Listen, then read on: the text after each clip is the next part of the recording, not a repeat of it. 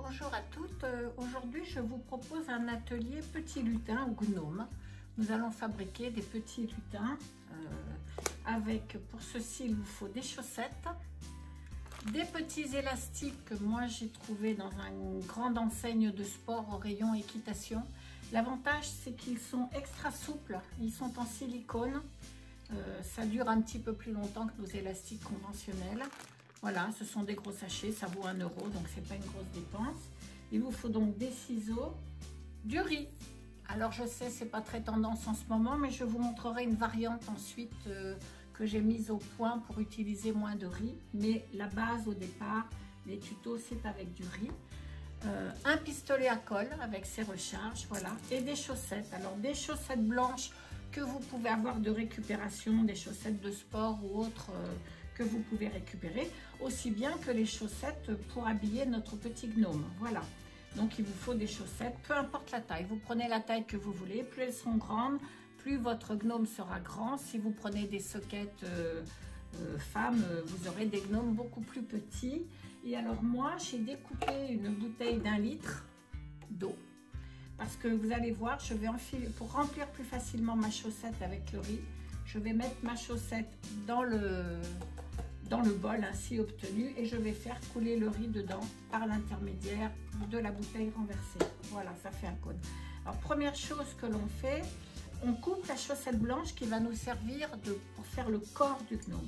Donc ici vous avez la couture au talon et en fait on coupe juste au-dessus comme ceci.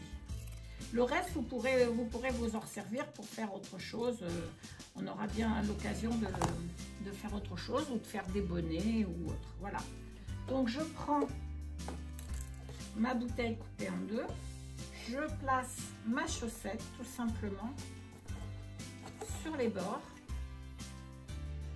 En fait, c'est pour le départ parce que sinon, on a énormément de mal à remplir notre chaussette. Et une fois que c'est fait, je mets donc ma bouteille renversée qui fait comme un entonnoir et je verse le riz. Alors pour une chaussette normale d'adulte, il faut bien 400 à 500 grammes de riz. Hein. Ça consomme beaucoup, c'est pour ça que je trouve que en ce moment c'est quand même pas tendance d'utiliser que du riz. Alors vous pouvez prendre le riz le moins cher possible, hein, bien sûr, pour faire ceci. Voilà, on remplit notre chaussette et on tasse parce qu'il faut beaucoup tasser pour que notre gnome prenne sa forme et surtout que ça ne bouge pas. Donc on tasse. Quand on arrive là, vous voyez, on peut retirer ça. Je retire ma chaussette. Voilà. Et on commence à tasser notre chaussette pour pouvoir la remplir de nouveau. C'est vrai qu'il faut compter 400 à 500 grammes, si c'est pas 600 grammes de riz par gnome, ça fait beaucoup. Alors j'ai mis une petite variante au point, toujours avec mes chutes de tissu. Je vous montrerai après, on va le faire de façon basique et ensuite je vous montrerai ce que j'ai décidé de faire moi pour les gnomes.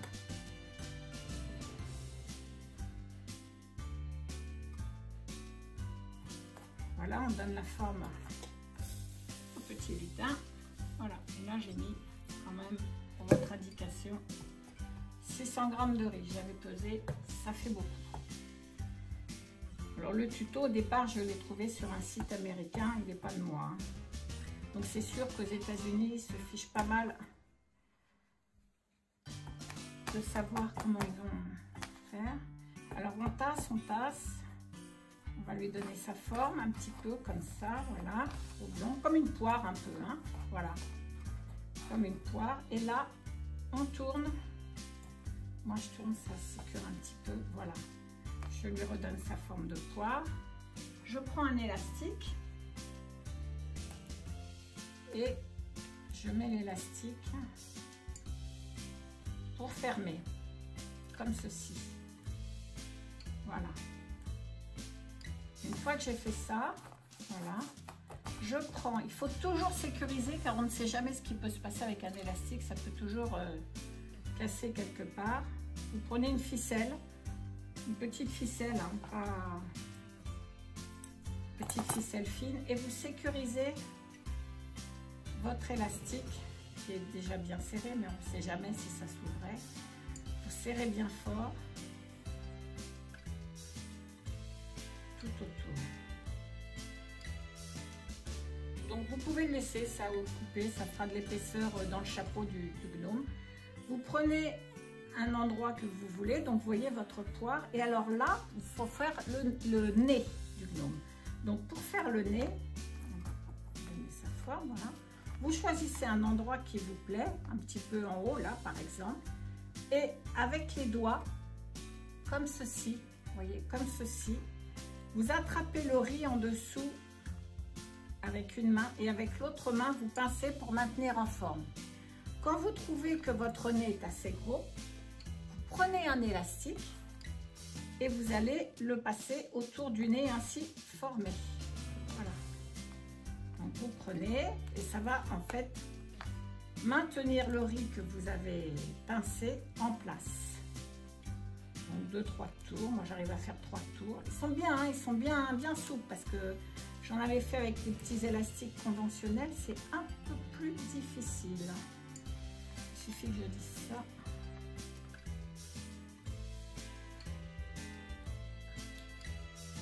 Voilà. Et là, vous avez formé le nez de votre gnome. Même chose, on prend une petite ficelle et vous sécurisez le nez en serrant bien fort. Donc après vous l'aplatissez, vous faites comme vous voulez. Et ça déjà, ça vous donne la forme de votre gnome. Maintenant nous allons habiller notre gnome. Donc pour ceci j'ai choisi une chaussette noire et rouge. Nous allons faire de la même façon, couper notre chaussette au-dessus du talon là, comme ça. Et là, rien de plus facile, on va garder ça pour faire le bonnet. On va habiller notre gnome. Donc on prend notre chaussette et on passe le pied en bas. Voilà, et on va habiller le gnome. On la remonte bien, voilà, comme ceci. Moi, ce que je fais, je vois où est le nez. Je fais une petite fente dans la chaussette. Voilà, juste une petite fente. Et je passe le nez, la petite fente, vous voyez, je passe le nez au travers de la fente. Comme ceci. Voilà. J'attrape le nez. Voilà. Comme ça, je sais que ça va bien sur mon lutin. Voyez-vous? Voilà. Et là, comme il est petit, ma chaussette étant grande. Là, maintenant, je vais prendre du fond de teint. Alors, c'est du fond de teint basique, le moins cher possible. Hein. Vous prenez du fond de teint et vous allez venir colorer le nez de votre lutin, comme ceci.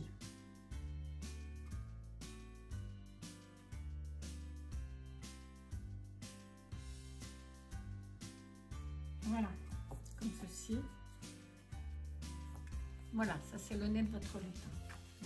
Maintenant, on va lui préparer sa barbe. Alors, pour la barbe, vous avez plusieurs solutions. Enfin, vous faites comme vous voulez. Moi, j'avais trouvé l'année dernière, toujours dans une grande enseigne qui a du génie pour ne pas la nommer, j'avais trouvé des barbes de Père Noël, vous savez, pour les déguisements de Père Noël. Alors, les premiers, comme elles sont, comment je veux dire, assemblées ligne par ligne, comme ceci, les premières, elles ont toute la moustache qui remonte et tout ça. Et à la fin, la barbe, donc la barbe longue, on est obligé de recouper parce que voilà, ça fait une ligne, mais vous voyez, la longueur, c'est très long. Donc, on est obligé de recouper. Donc, on peut en mettre plusieurs ou alors on s'amuse comme là, j'ai pris les grandes barbes et en fait, j'ai fait un nœud et je vais essayer on peut essayer de mettre ça, mais mon nain là, il est trop petit. Il y a aussi l'autre solution qui consiste, alors j'avais acheté ça il y a fort longtemps. Vous prenez un petit carré de fourrure. Alors vous en trouvez dans les magasins dans les merceries, hein, dans les magasins de tissus. Et il vous faut découper un petit carré de 10 cm sur 10. Prenez un petit carré de 10. Oui, c'est amplement. On va même faire 9, c'est amplement suffisant. 9 sur 9. Vous le coupez au ciseau. mon petit carré obtenu. Vous voyez que c'est pas très joli ici. Ce qu'il faut faire, parce qu'il est sur une trame ici. Donc là, ce que l'on va faire déjà au départ, vous le pliez en deux dans la longueur, comme ceci. Et vous faites une petite entaille ici qui va correspondre en biais, qui va correspondre pour le passer sous le nez de votre lutin. Vous voyez, comme ceci. Voilà. Et après, on va venir le coller. Mais ici, c'est pas joli. Donc, on va le tailler en arrondi. Donc, pour le tailler en arrondi, on va venir sur le côté comme ceci, en biais. Et là, on va couper en biais les deux côtés pour essayer d'obtenir quelque chose d'un peu plus rond. Mais vous vous mettez à plat parce qu'il faut en fait retirer la première partie de la fourrure, mais il faut garder le dessus. Vous voyez? Et ensuite là, avec une petite, voilà ce que ça donne en biais. Ensuite, avec une petite paire de ciseaux, parce que sinon les ciseaux de couture sont trop grands, vous venez faire la même chose, c'est-à-dire que dans l'épaisseur, en dessous, vous venez couper la trame et ce qu'on va appeler le duvet, quoi, la première partie de la fourrure, de façon à libérer la fourrure, que cela fasse plus naturel. Alors là, sur les bords, pareil.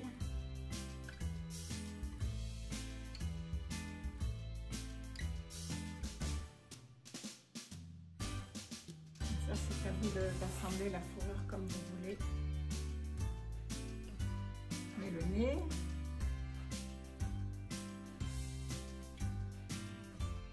Et ça va vous donner ceci.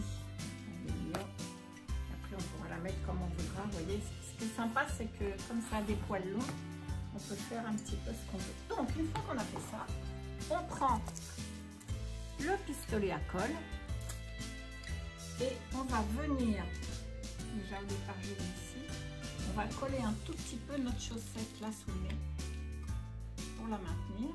Voilà, ça c'est bien. Et on va venir encoller notre barbe. Donc on la positionne comme il faut. Voilà, et on commence d'un côté. Un petit peu de colle. Comme ceci. Voilà, donc on a mis là. On essaie de ne pas mettre de colle sur les doigts pour ne pas coller la fourrure.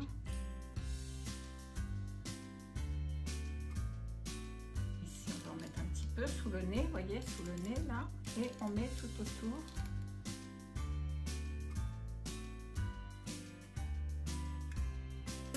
Si d'aventure vos chaussettes étaient trop courtes, pour l'arrière, là, ce qui peut arriver. D'ailleurs, je vais vous montrer comment on fait. C'est pas grave. Vous pouvez coller, c'est-à-dire vous avez votre chaussette qui est plus petite, c'est pas grave. Je vais vous montrer. Voilà. Admettons que votre chaussette soit trop courte comme ça. Pour la tenir, c'est pas grave. Vous mettez un petit point de colle par endroit. Voilà. Et vous montez votre chaussette sur les points de colle. Ça a l'avantage de vous la maintenir en place pour la suite. Maintenant, on va lui faire son bonnet. Voilà, alors le bonnet, si vous avez envie, là moi j'ai un cœur, je voudrais bien essayer de lui mettre le cœur. Donc on essaye, on cherche des chaussettes, voilà, Merry Christmas, voyez-vous. Donc avec le petit cœur, je voudrais essayer de le garder, là je vais faire un petit truc. On positionne, donc je peux peut-être le positionner à l'intérieur, comme ceci. Faire un petit roulé. On va faire un petit roulé. Alors, pour faire le petit roulé, c'est pareil, on va mettre un petit point de colle, juste un petit point de colle pour le maintenir et on replie la chaussette sur elle-même, ça va tenir. On fait ça en quelques endroits de la chaussette. Vous avez des chaussettes qui ont des revers, tout dépend de la partie de la chaussette que vous utilisez. Vous pouvez utiliser le revers aussi pour faire le bord du chapeau, faire le bord du bonnet. Ça c'est vous qui voyez. Je vais mettre des photos sur Instagram des précédents gnomes que j'ai pu faire et ça peut vous donner des idées d'assemblage, on va dire. Voilà, et je vais tâcher de positionner mon cœur devant et j'habille mon petit lutin. Donc pour l'habiller, hop, je fais descendre le bonnet à ras du nez. Ça va cacher l'élastique au-dessus du nez, ça cache le début de ma fourrure. Et derrière, ici, je descends, donc je descends mon bonnet correctement pour le faire tenir. Voilà, un petit cœur, comme ceci sur la fourrure. Et vous pouvez le faire descendre comme vous voulez, hein. Voilà.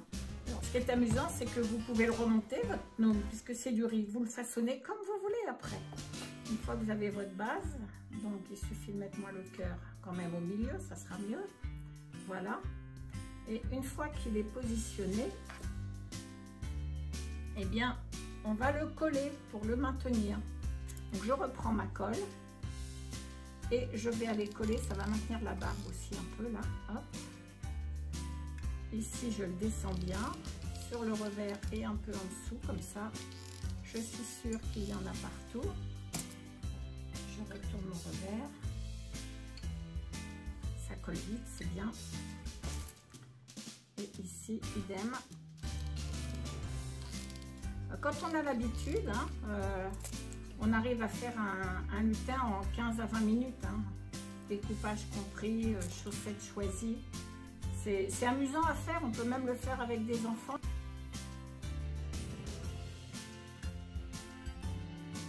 Et donc là, bah écoutez, soit on met un petit élastique, on fait un nœud. Un petit élastique, ça lui fait un petit pompon et après on coupe. On peut mettre un petit élastique dans ce sens-là.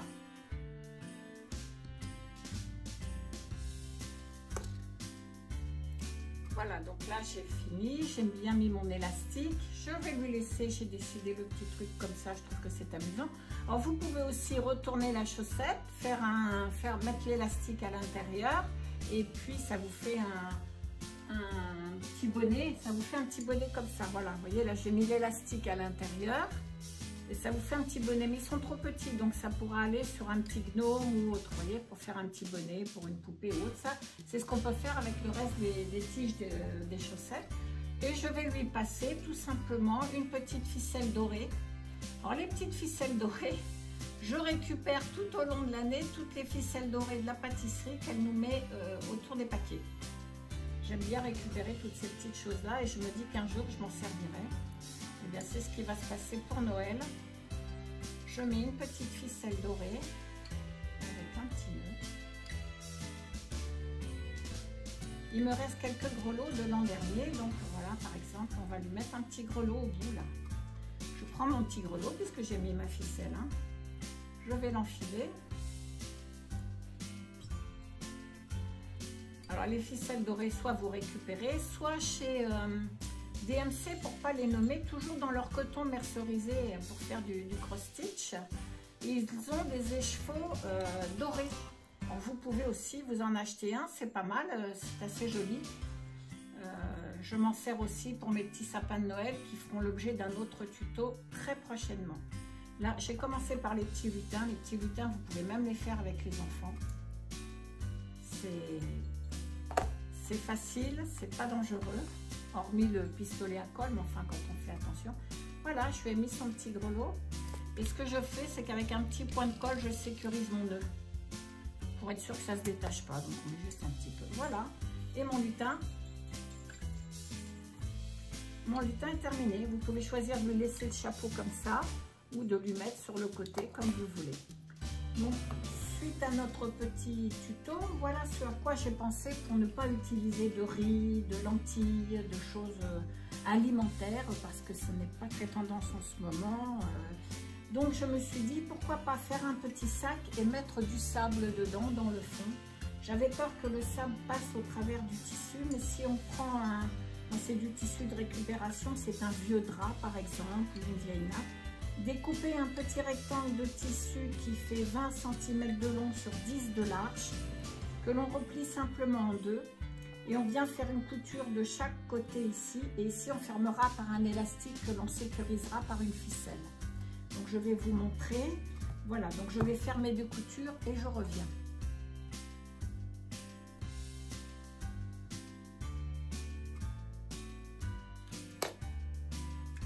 Voilà mes coutures faites. Donc ensuite, je prends tout simplement mon sable. Voilà. Et je vais remplir au-dessus du seau. Je vais remplir mon petit pochon, ainsi obtenu.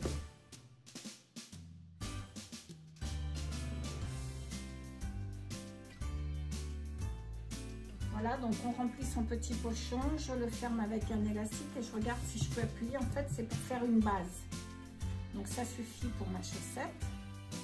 Je mets un petit élastique parce que je vous déconseille de faire la dernière couture à la machine, on ne sait jamais. Si on était maladroit pour une raison ou une autre, on mettrait du sable plein la machine. Donc surtout, voilà, on l'aplatit. En fait, c'est pour faire juste une base pour que notre chaussette repose à plat. Donc, je pense que c'est suffisant. Et on sécurise avec une petite ficelle. Si je trouve le bout de la ficelle. Voilà.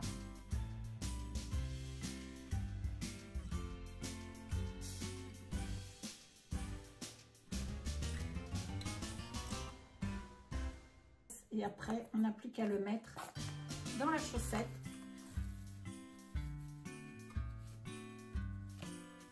Comme ceci, dans le fond de la chaussette. Voilà. Et après, on va remplir notre chaussette. Donc, je peux la couper. Hop. Voilà. Et ensuite, la progression est la même. Alors, la progression est la même, non, puisque je ne mets pas de riz. Donc, comme d'habitude, je remplis avec mes chutes de tissu, coupées en petits morceaux. J'en ai recoupé quelques-unes en plus petits pour pouvoir bien tasser, parce que des fois, je fais des gros bouts, mais c'est pas pratique pour les chaussettes. Voilà, que ça est bien. C'est plus facile à tasser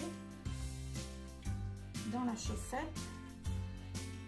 Et ce que je fais, alors, c'est que le haut du gnome, en fait, je lui mets plutôt de la mousse à rembourrer parce que pour faire le nez, c'est plus facile pour prendre avec l'élastique. Alors, on peut le faire avec les chutes de tissu quand on en a beaucoup.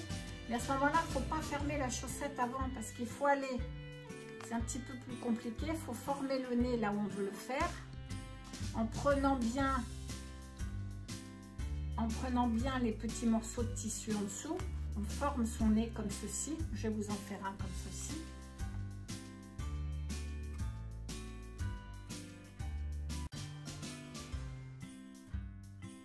Et ensuite, on finit de rembourrer le gnome. Ça, c'est une des premières choses. Sinon, vous mettez de la mousse à rembourrer jusqu'en haut.